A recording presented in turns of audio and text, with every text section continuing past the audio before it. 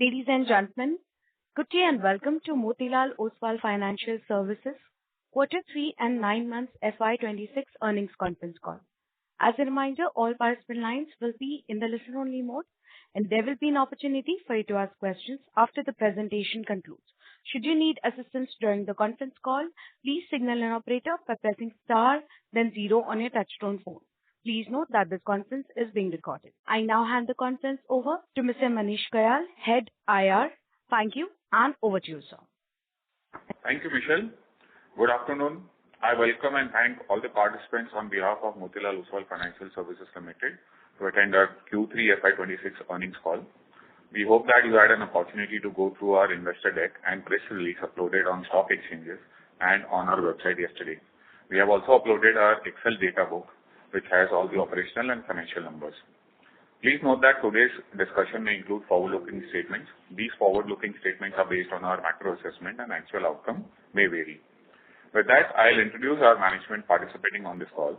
We have Mr. Ramdev Agarwal, Chairman of the Group, Mr. Motilal Oswal, Managing Director and CEO, Mr. Naveen Agarwal, Group Managing Director, Mr. Ajay Menon, CEO, Wealth Management, Mr. Prateek Agarwal, MD and CEO, Asset Management Business, Mr. Ashish Shankar, CEO of Private Wealth Management, Mr. Showkesh Goel, CEO, Housing Finance, Mr. Sanchit Suneja, Group Chief Strategy Officer, and Mr. Shalibhadra Shah, Group Chief Financial Officer. We will start this call with an opening remark by Naveen, and then we will have a Q&A session. Over to you, Naveen. Thanks, Manish. Good afternoon once again, everyone. I'll start by sharing some key highlights.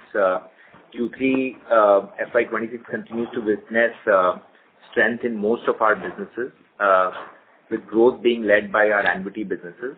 Our operating profit after tax grew by 16% YOY to 611 crores, led by asset and private wealth business growing by 32% year-on-year. These businesses now contribute over 50% to the operating profit of the group, and we expect the share of these two businesses, as guided in the past, to continue to rise in the quarters ahead.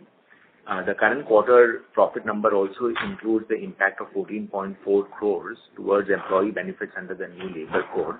The profit growth adjusted for the labor code expenses 18%. These results form a good base of a year that had virtually no benefit of mark-to-market in either the AMC or the private wealth or the distribution businesses of the group, and also the impact of significant changes in F&O regulations in the wealth management business. For context versus this 18% growth, our 10-year operating profit growth has been strong at a compounded 31% per annum. Our consolidated annual recurring revenue now stands at 65% of the total net revenues.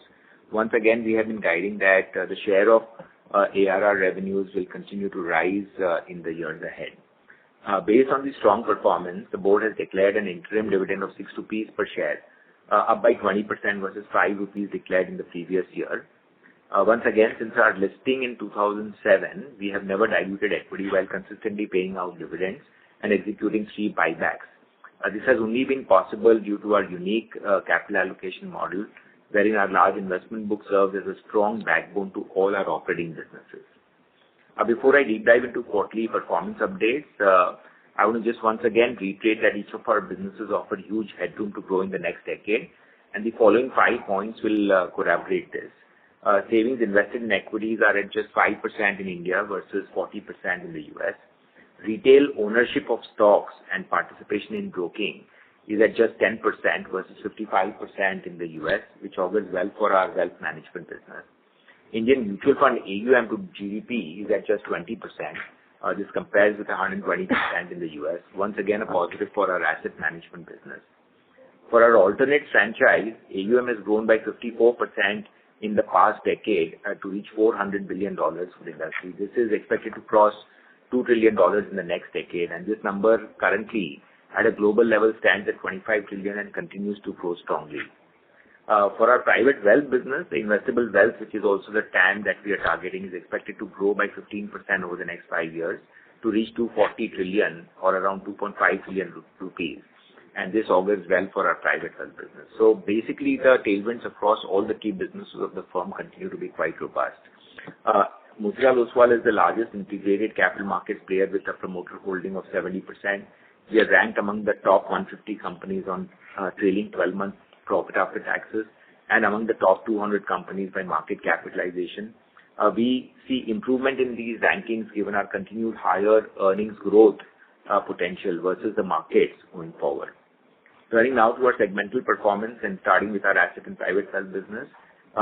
These businesses comprise the AMC business, which invests in listed stocks, the private equity business, which invests in unlisted stocks, the real estate funds, and the private wealth business. The asset management business continued its momentum during the year with strong market share gains. Net flows in Q3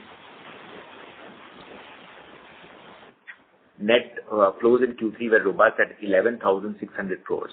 Our AUM stood at 1.89 lakh crores as of 31st December, up by 33% year-on-year. We continue to invest in talent, in distribution reach and marketing. The operating leverage from rising AUMs should also be a driver to our profits going forward. Starting with our AMC businesses, the net flow of the AMC business increased to 10,700 crores in the third quarter 26. We continue to build on our sales team to service expanding distribution network. 91% of our AUM outperformed the respective benchmarks in the past 3 years. The AMC continues to gain market share with mutual fund AUM market share at 2.7%, which is the highest ever. We believe this is still headroom to increase further given our net flow market share is much higher than this 2.7% number and stands at 7.6%. Our quarterly SIP flows have crossed 3,500 crores, 1.5 times of the same quarter of previous year, with highest ever market share of 5%, resulting in SIP AUM book of 31,800 crores plus as on December 25. We launched a consumption fund in the third quarter and raised 1,100 crores. Our alternate AUM grew to 34,284 crores.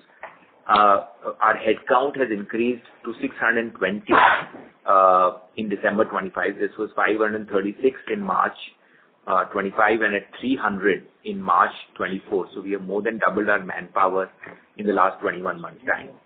Turning to the alternates business, our IBF Fund 5 has cumulatively raised close to 8,000 crores and expect the final close in fourth quarter with a target size of 8,350 crores, nearly 2 times our fundraise. By context, right from our first fund when we raised $62.5 million, in Fund 2 we raised $125 million, Fund 3 was $250, Fund 4 was $500 million, and Fund 5 was $950 million. So we've been doubling our fund sizes for the last 17 years across the 5 series of funds that we have launched. We also launched our private credit fund in January of 2026. This is our entry into the emerging private credit segment. We believe alternate business provides multiple opportunities that we haven't explored yet and remains a very large TAM to target for us as the wealth of the country rises over the next 10 years' time. With the above fundraisers in alternate segment, it will boost our recurring revenue base of the group. Our private equity business has a fee-earning AUM now of nearly 18,000 crores across the growth and the real estate funds. During the current quarter, we've recognized accrual income as select funds have progressed to a stage where recognition criteria are met and systematic accruals have commenced. The income is currently accruing from only 2 mature schemes, indicating significant headroom for scaling up as newer fund vintages advance along their life cycle. As you know, the fund sizes have been doubling, with the latest fund being close to $1 billion. Hence, we expect these accruals to be recurring and growing contributor on a quarter-on-quarter and YOY basis to our alternates business going forward, as visibility and certainty of realization have materially improved based on the substantial outperformance, with the funds delivering IRRs of over 20%, way above the hurdle rates for these funds.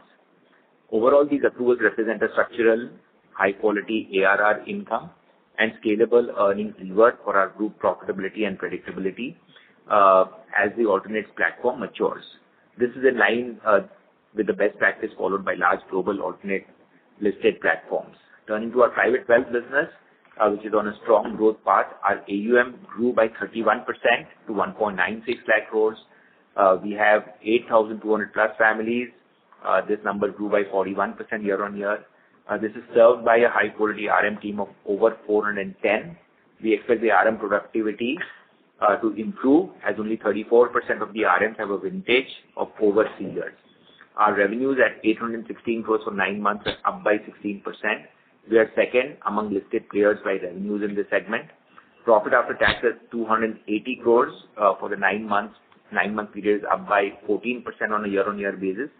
Cost to income ratio has improved to 53% in the 9-month FY26, and the share of private wealth in the group profit after tax has increased over the years as a result of operating leverage and a comprehensive proposition straddling HNI and UHNI segment. We expect the share to continue to rise going forward. Turning to our wealth management business, which includes retail broking, distribution, and our retail lending book, our segmental profit after tax in this business stands at 181 crores. It's flat YOY. Our distribution book grew by 34% to 42,800 crores.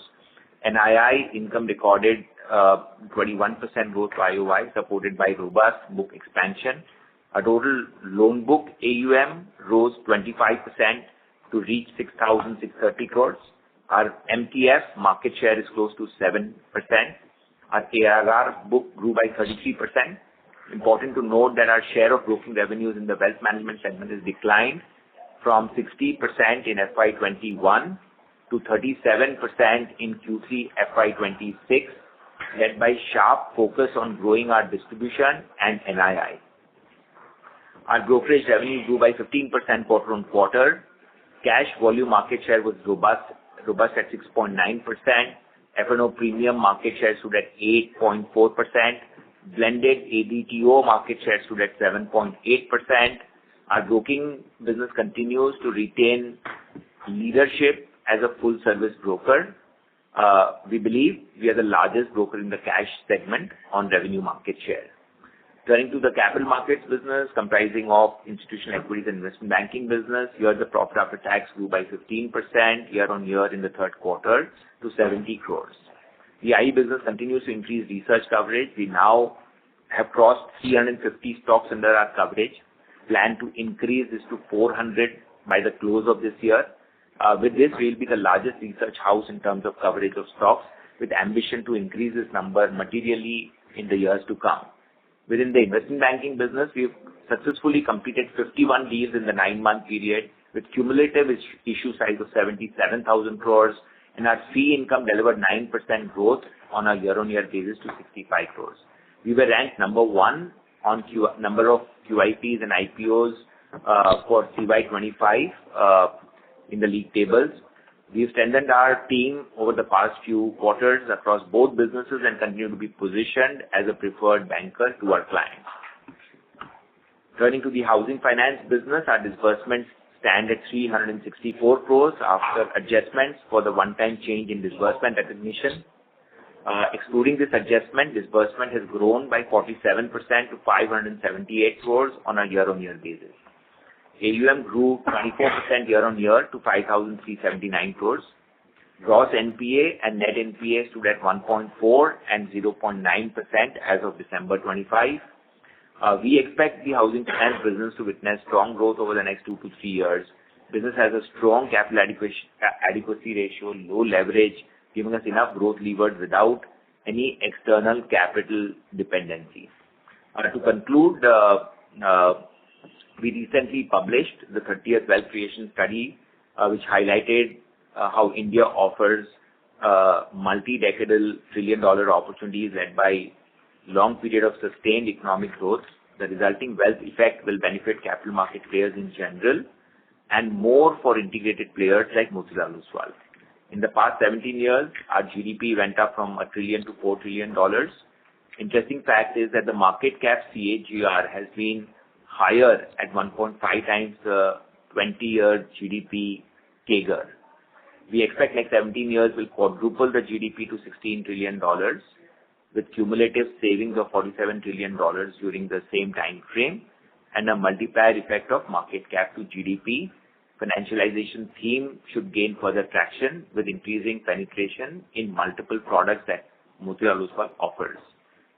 As leaders in each of our business segments indicate huge headroom to grow at high rates over the next 5 years, we believe that we should continue to perform far higher than the market rate of growth.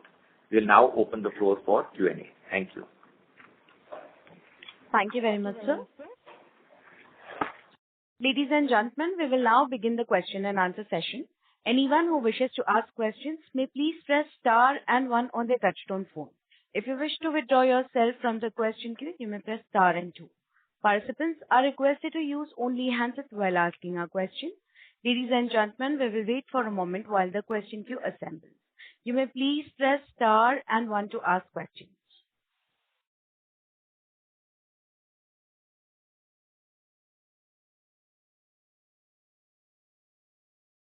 The first question is from the line of Mehak from Emkay Global. Please go ahead. Yeah, hi. Thank you for the opportunity. So I have two questions. So first on the distribution income for both the wealth and the private wealth management businesses. So while it saw a dip, particularly on account of lower transaction income booked during the quarter, could you help us with some color on your expectations, particularly for the distribution income in Q4 on a YOY basis? So that was my first question. And secondly, on the asset management business, so while the net flows market share has seen a slight of decline on a QOQ basis after gaining consistent market share in the last few quarters. So just wanted to know your thoughts on the same. Yeah.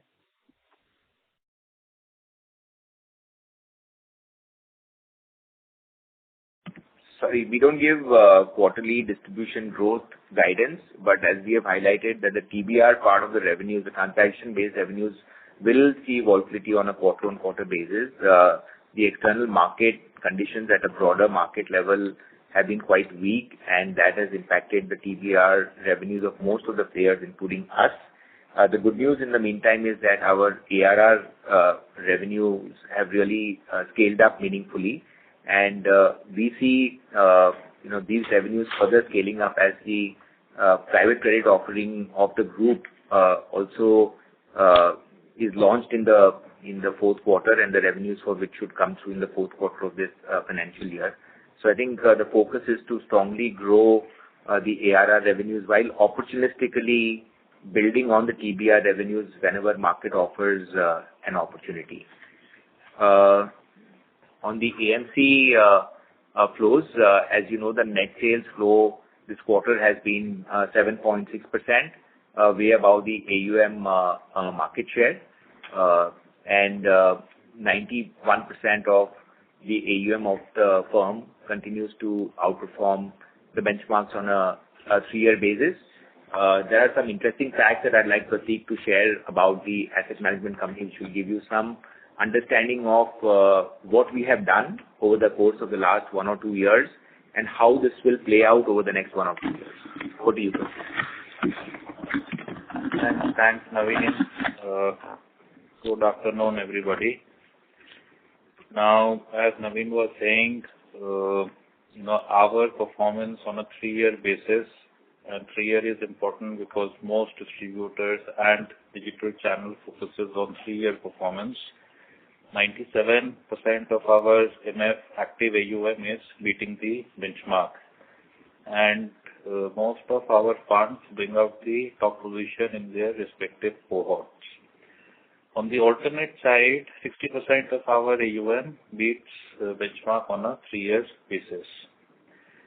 Now, if we look at gross and net sales, our gross sale quarter-on-quarter looks similar in terms of market share at over 5% on active side. On passive side, it's been maintained at 4.6%.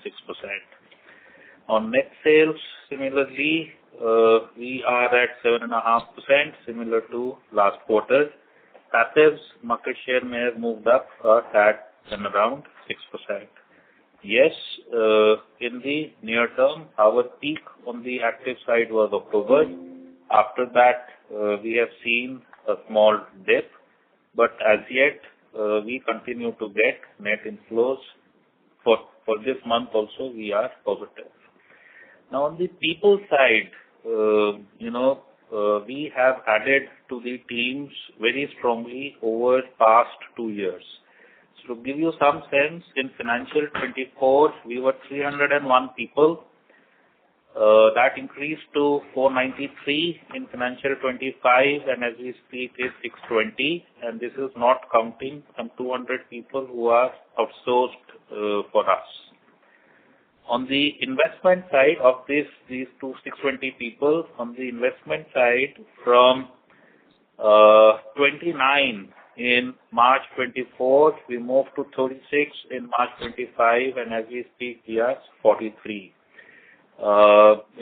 We have hired 11 new managers over the last 2 years and have significantly strengthened and diversified investment capabilities.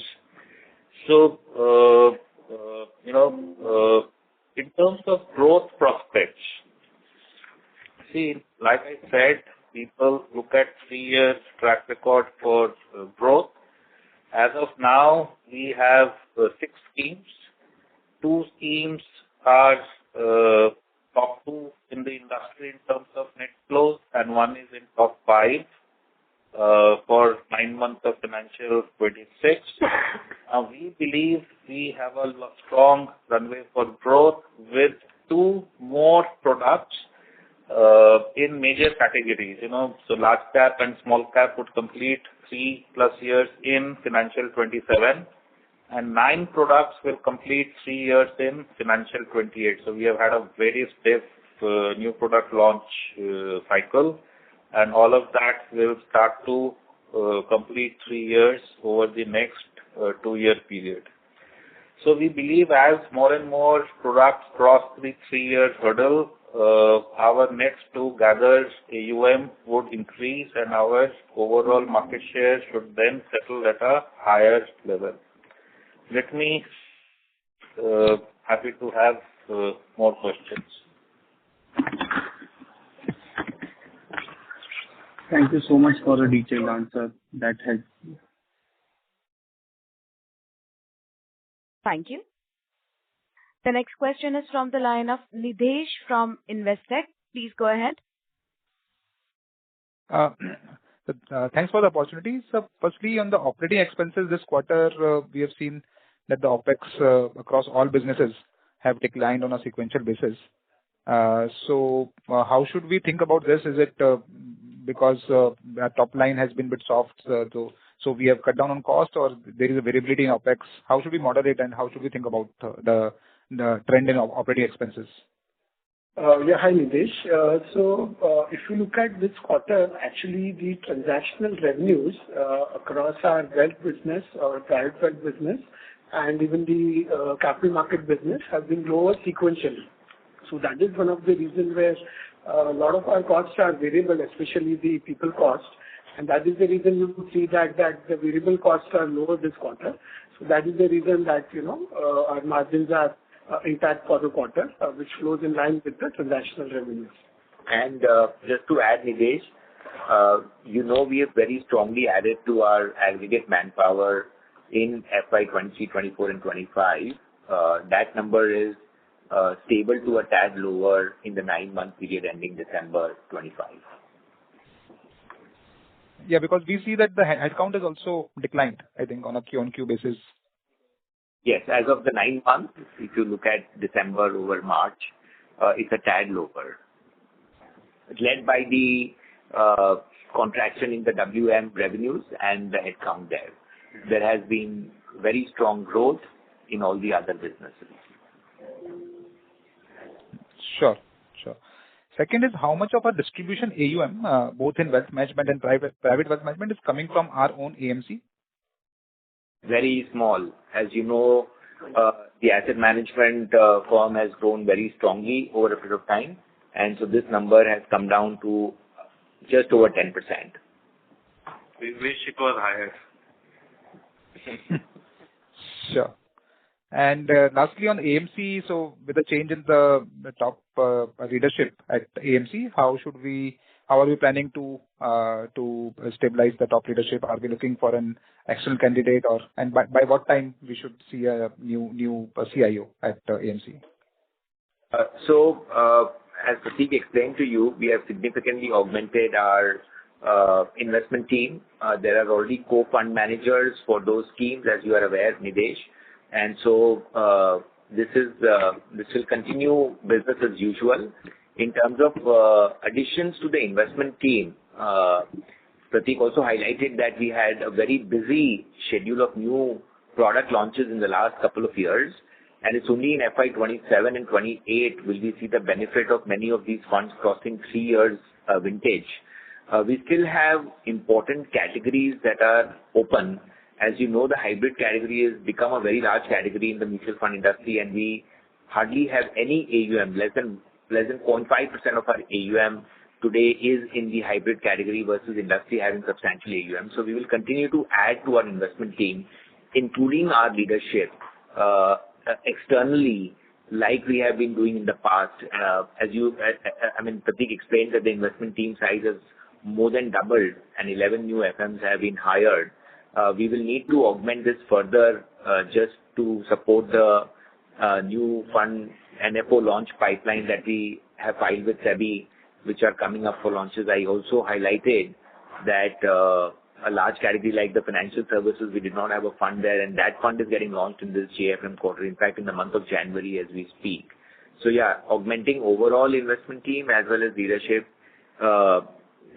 through internal promotions as well as external hiring is something that we'll have to do, including specifically to your question about the leadership transition that we recently announced. Even there, we will need to add candidates.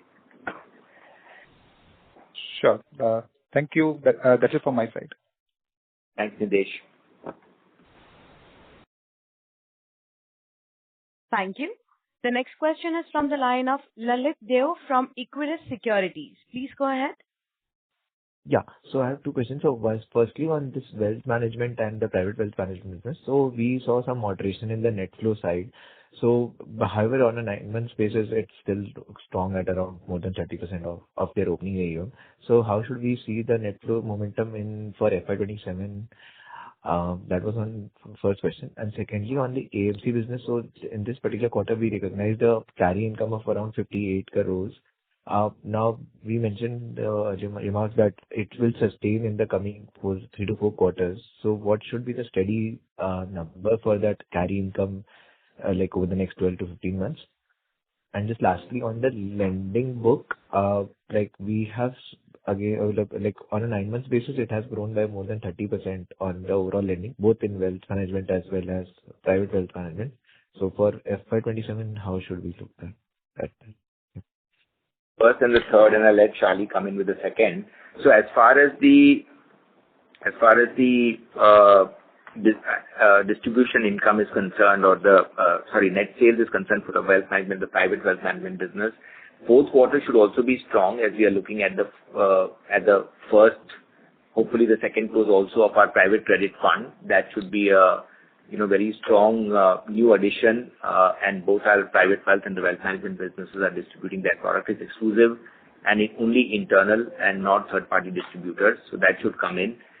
We continue to see there has been a slowdown, in the overall markets and the overall net flows in the last quarter. However, given the significant ramp up that we have seen in the private banking size that we have, we would expect many of those RMs to bring in the AUM also. So we would look at continued strong net sales growth in both of these businesses in FY27 over the number that we will close FY26 with. So that is the first point. The second is your third question about the lending book.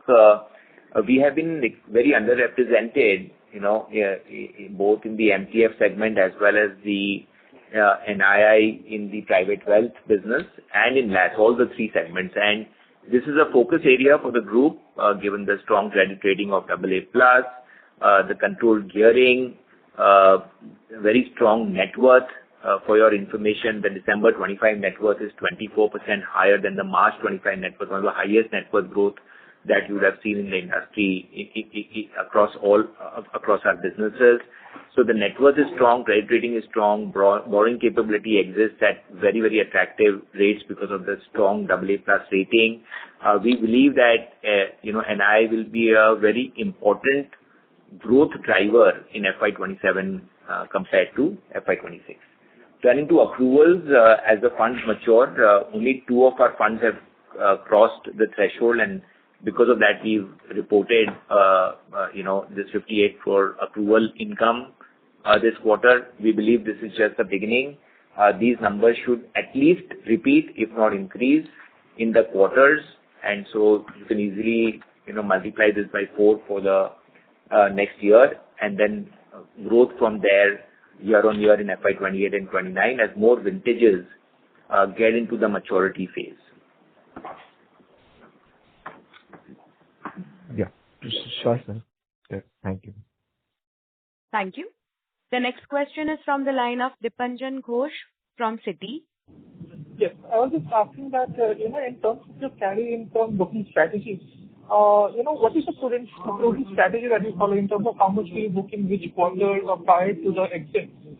Second question was on the wealth management side, the private wealth side. Can you give some color on the RM relationship manager supply side, and in terms of competition or attrition, how are the trends for the industry? And third question is in terms of the white spaces available on the alternate side of the business for the next 3 to 5 years, if you can give some color on that. Hi, Dipanjan. On the first point, in terms of the additional returns accrual, the methodology followed is that for the, equity growth funds, we, as per our policy, if the threshold of the returns is met above the hurdle, we accrue the carry in the last 3 years of the maturity of that fund, and in the credit funds, we accrue the carry in the last 2 years of the maturity of that fund. So this basis has been, consistently followed, and every quarter the NAV is trued up to recognize the incremental true up to the returns of the fund returns that we have achieved. So to that extent, it will be a recurring line item, as Naveen explained, on a quarter-on-quarter basis and even YOY basis. So that's the method we follow for accruing the additional returns. I'll let Ashish Shankar, CEO of our private wealth, take the question on the private bankers. So from perspective, over the last 3 years, our RM strength has gone up almost 2.5x. Whilst the competitive intensity is extremely high right now, but even at a private banker level, they are choosing platforms which are extremely stable and platforms which help them become productive faster.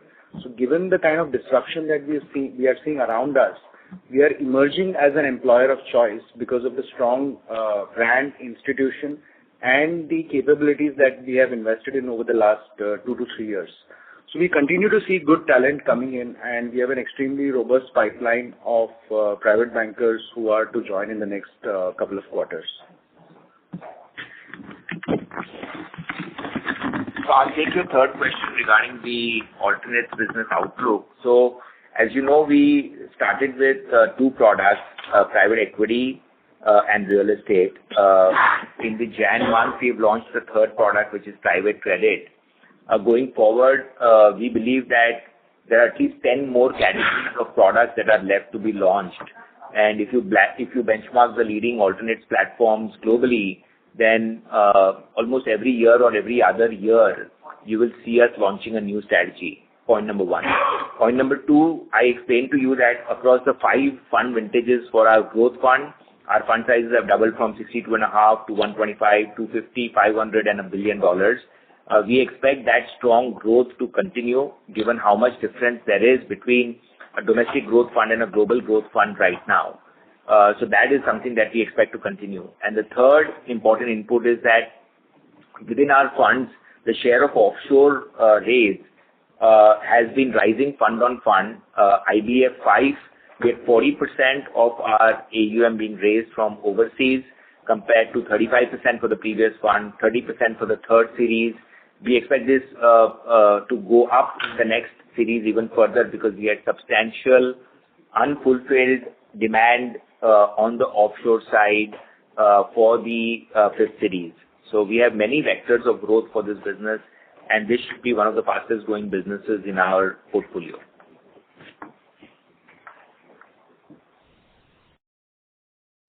Oh, thank you. Thank you. The next question is from the line of Arvind Ravichandran from Sundaram Alternates. Please go ahead. Hi, team. Thank you so much for the opportunity. So this one, I need to understand, in wealth and private wealth management, especially distribution income, why are we seeing, such a volatility across quarters? Is it because of, flows volatility in alternates business? How to understand this? If you can help me with that. That is my first question. And second question is on, OpEx, especially in wealth and private wealth management. How to, conceive this? Is it going to be, since we have, hired, ramped up our, RM and other basis, especially in the last 2 years, is it going to be primarily, getting the, better business out of the existing RMs, or or is it going to be a bit more balanced in terms of RM hires and other employee hires, as well as, the better productivity from the existing RMs? Yeah, these two questions. Hi, this is Ashish here. So on the flows front, last 3 years, bulk of the inflows have been led by monetization events, whether it is unlocking of promoter stake or ESOP things. So typically, these bulky flows are dependent on markets. If you see on a quarter-on-quarter, there will be variability. However, if you see on a year-on-year basis, we've been steadily capturing market share. In fact, if you look at the net flow addition for the last quarter and compare it with some of our competitors, we've gained a lot of market share there as well. So on a quarter-on-quarter basis, you will see some variability in flows, but on a year-on-year basis, we are steadily gaining market share.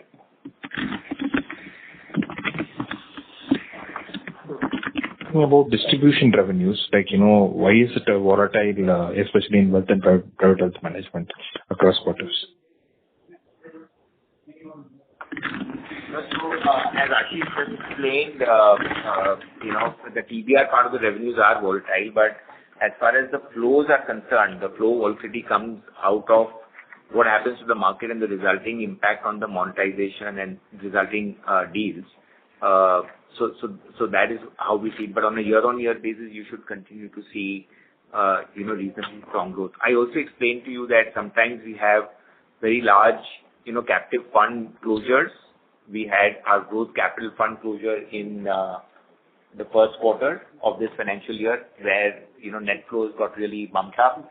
In Q2 of this financial year. In Q4, we will have the first and the second close of our private credit fund, which is only captive. So when you have these very large fundraisers, right, which are completed in a quarter, those are the times when you see spike up in the net flows as well. Also to add, if you look at the ARR assets in both of these businesses, ARR assets have grown in wealth at 36% annually YOY, and in private wealth at 31% annually YOY. So if you look at that part, the ARR revenue line item moves in line with the growth in the ARR assets, and the yields have been pretty stable there as well. So ARR revenues are very predictable on the distribution side.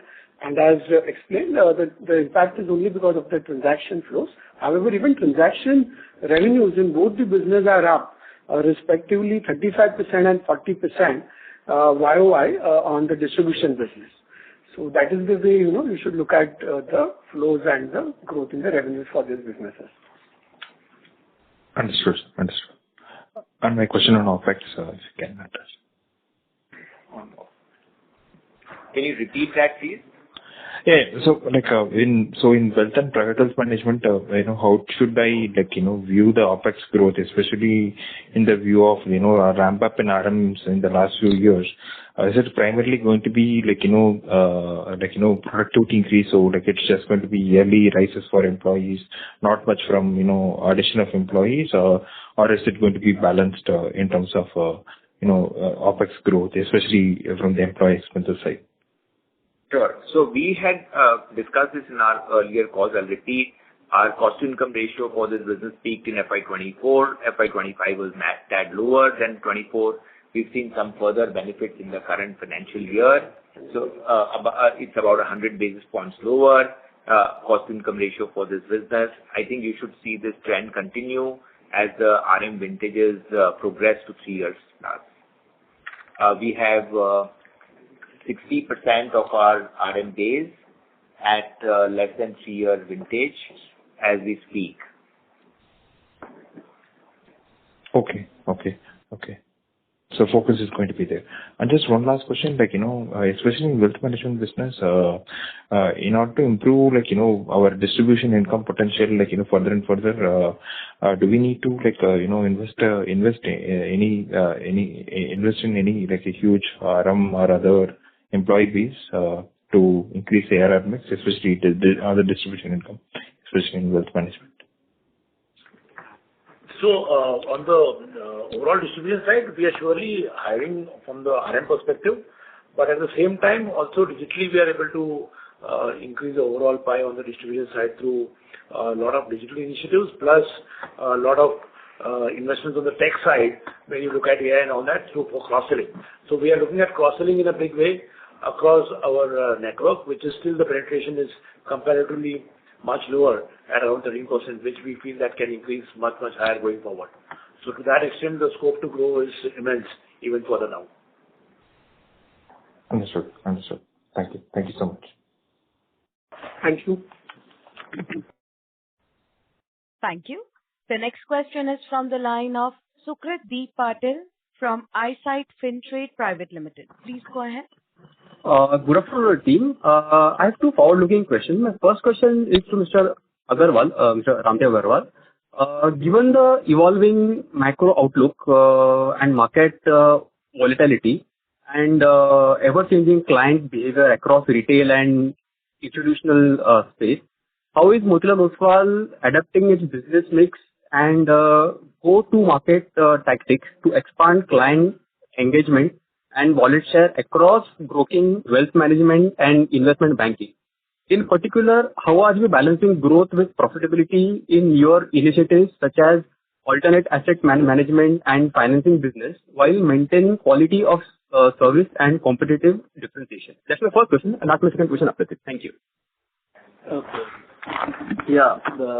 Good afternoon.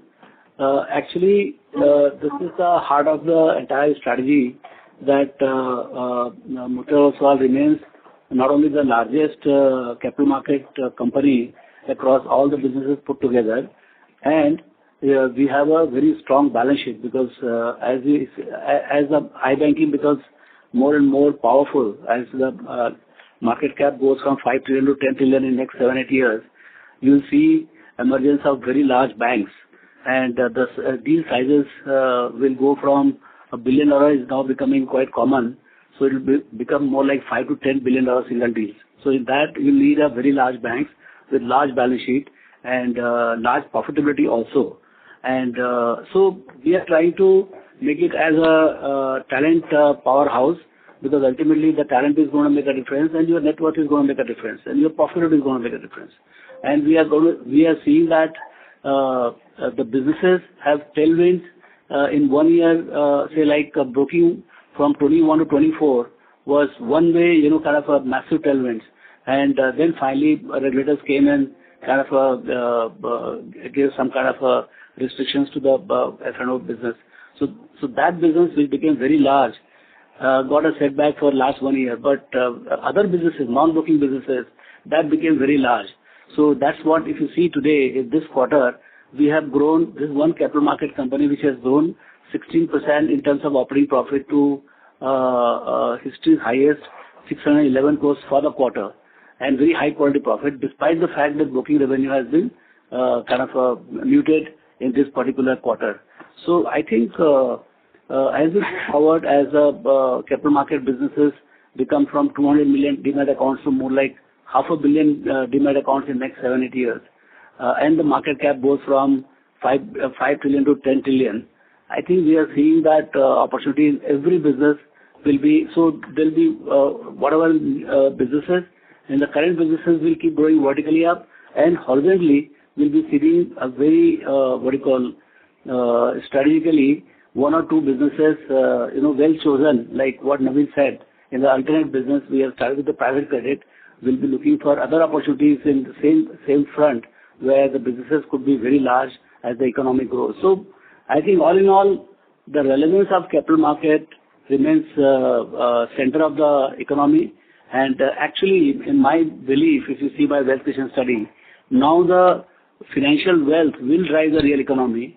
In that situation, capital market companies, emergence of capital market companies will be very, very important fact in the stock market. And that's where I think we have positioned ourselves and we have hedged our bets by putting it across in all the businesses. Thank you. My second question is to Mr. Shah. With financial markets constantly experiencing bouts of volatility and varied liquidity conditions, how are you thinking about margin sustainability, capital efficiency, and risk management across the key business verticals? Additionally, can you shed some light on the capital allocation framework and balance sheet priorities as you scale wealth and asset management operations alongside traditional broking and transaction-based systems? Thank you. Yeah.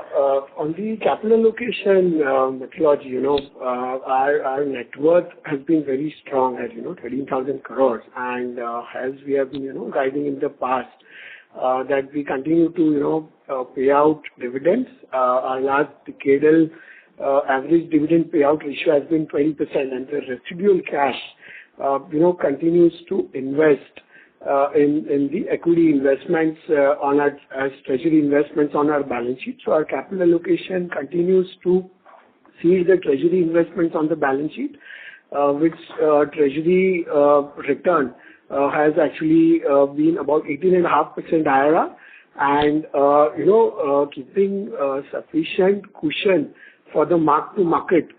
We ensure that our gearing at any point of time remains within the 2x limits.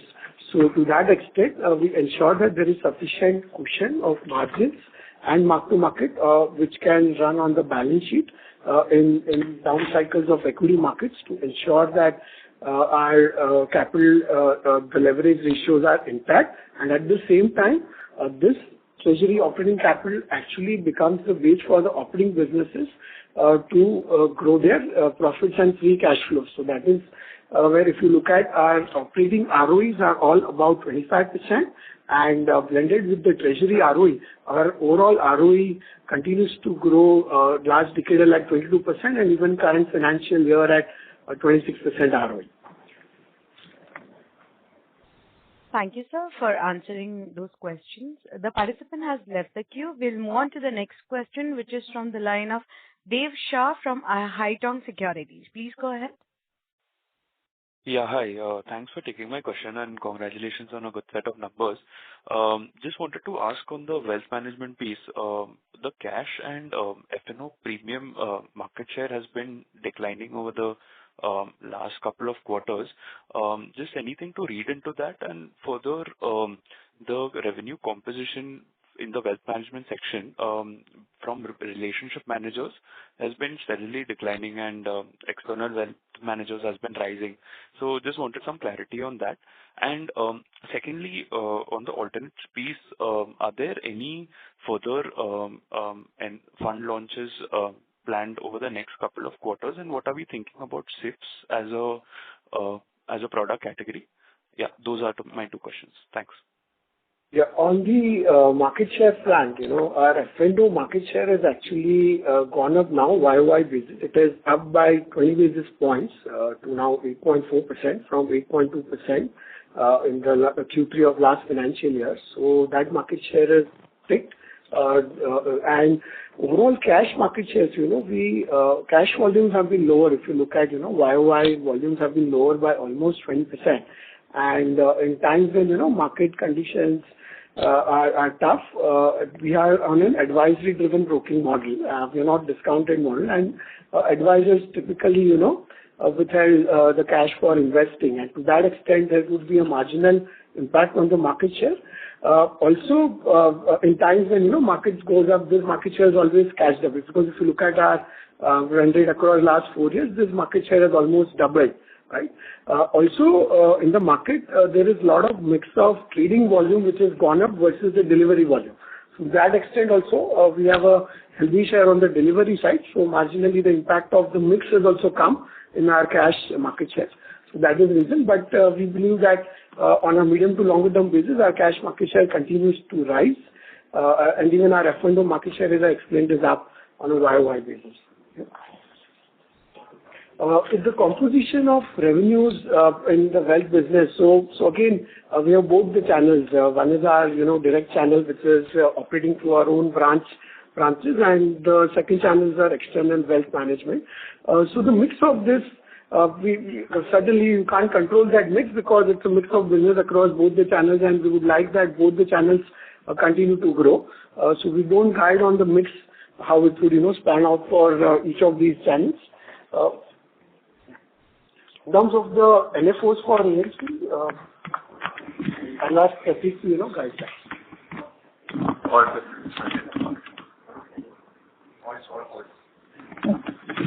So on the alternate side, as I highlighted, we launched a private credit fund in January. We are quite underrepresented on the credit side, so we will be launching a few more credit products over the course of the next 1 and 2 years. And we will share those details with you as and when we are ready to launch those products. I highlighted to you that, over the next few years, there'll be many more categories that we will be entering, as this business is in the highest nascency compared to all our other businesses today.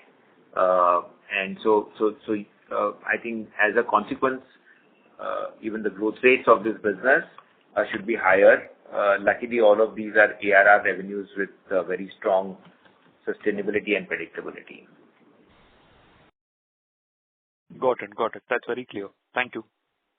Thank you. Thanks, Dave. Thank you.